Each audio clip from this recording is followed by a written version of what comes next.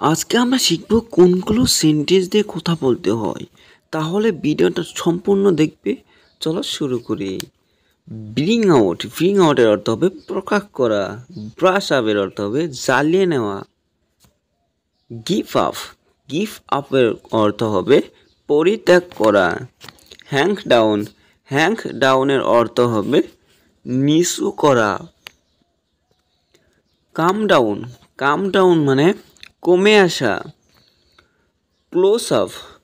Close আপের অর্থ হবে খুব কাছে আসা। কাম অ্যাবাউটের অর্থ হবে ঘটা। হোল্ড আপের অর্থ হবে বন্ধ রাখা। ক্রাই ডাউনের অর্থ হবে নিন্দা করা। ডিল উইথের অর্থ হবে ব্যবহার করা। ডিলিনের অর্থ হবে কেনা বেচা করা।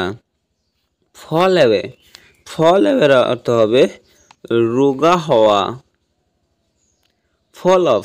ফল অফের অর্থ হবে কমে আসা। গো অনের অর্থ হবে চলা। গো আপের অর্থ হবে বেড়ে যাওয়া। গিভ অ্যাওয়ের অর্থ হবে বিতরণ করা। ট্রাই টু আন্ডারস্ট্যান্ড এর অর্থ হবে আমাকে বোঝার চেষ্টা করো। ডিড ইউ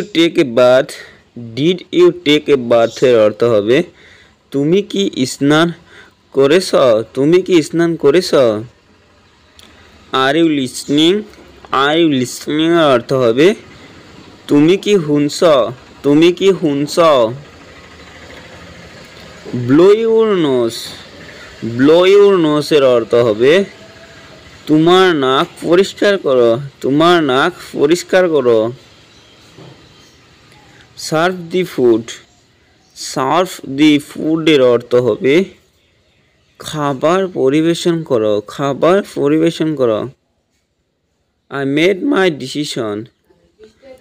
মাই ডিসিশন এর অর্থ হবে আমি আমার সিদ্ধান্ত নিয়েছি।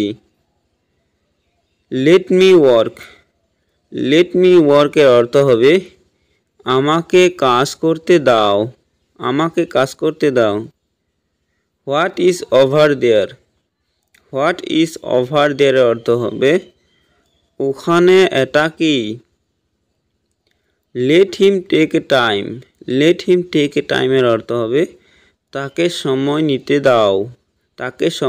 দাও। ভিডিওটা ভালো লাগে সাবস্ক্রাইব করে আর পাশের বেলটা অন করে প্রত্যেকটা এই ধরনের স্পোকেন ইংলিশ পাওয়ার জন্য। আর ডেসক্রিপশনে অনেক ভিডিও লিঙ্ক দেওয়া আছে, যে দেখতে পারবে।